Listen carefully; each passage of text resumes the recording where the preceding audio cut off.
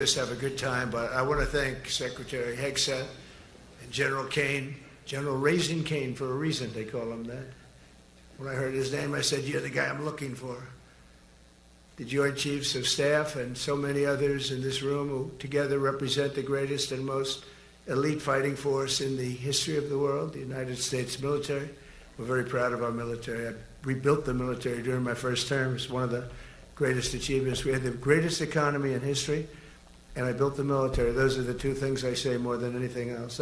The speaker begins by thanking Secretary Hegseth, General Kane, nicknamed Raisin, the Joint Chiefs of Staff, and others in the room, calling them the greatest and most elite fighting force in history.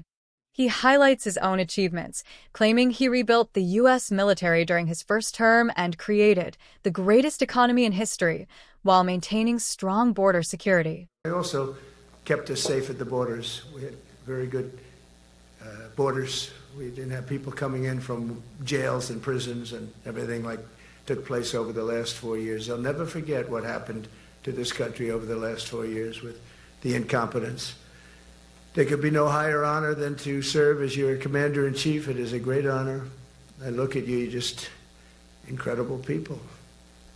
Central casting, I might add. To each and every one of you, I thank you for your unwavering devotion to the armed forces and to the country that we've all sworn a sacred oath to defend. We all have that oath, every one of us. I'm thrilled to be here this morning to address the senior leadership of what is once again known around the world as the Department of War. I know Pete spoke about it. He gave a great speech, I thought. Great speech. I don't want him to get so good. I hate that. You know? No, I hate it. I almost fired him. I said, you can't, I don't want to go on after that. No, he gave a great speech, but he talked about Department of War. We were sitting there. I said, didn't it used to be called the Department of War? And he goes, yes, sir. They changed it like in the early 50s. So we won the First World War. We won the Second World War. We won everything in between and everything before that. We only won. And then we went, in a way, woke. That was probably the first sign of wokeness. And we changed it to defense instead of war. And I said, what do you think? How do you think if we changed it back? Would that be a nice idea? And Pete loved it immediately. Some people thought about it. You know, they gave it a little thought.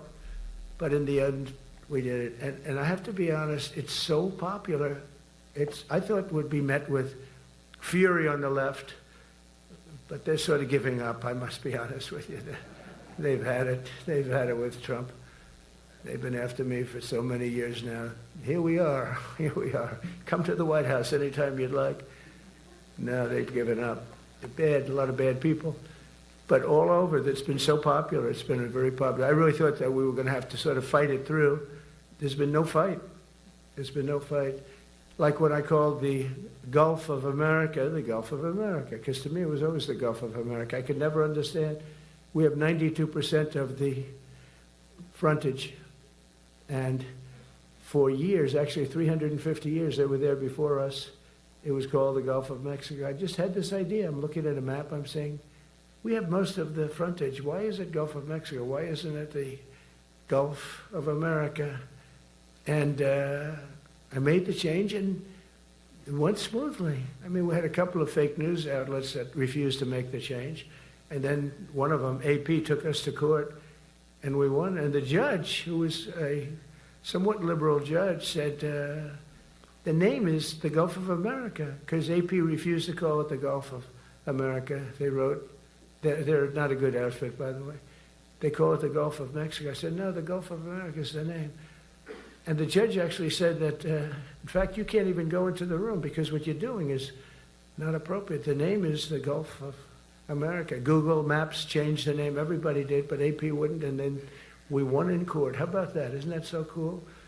The Secretary Hegseth beautifully described the name change reflects far more than the shift in branding. It's really a historic reassertion of our purpose and our identity and our pride. That's when we go with the word war. And you know, we want war because we want to have no wars, but you have to be there, and you know, sometimes you have to do it. I have The speaker expresses deep honor at having served as commander-in-chief and praises the military personnel for their devotion and oath to defend the country.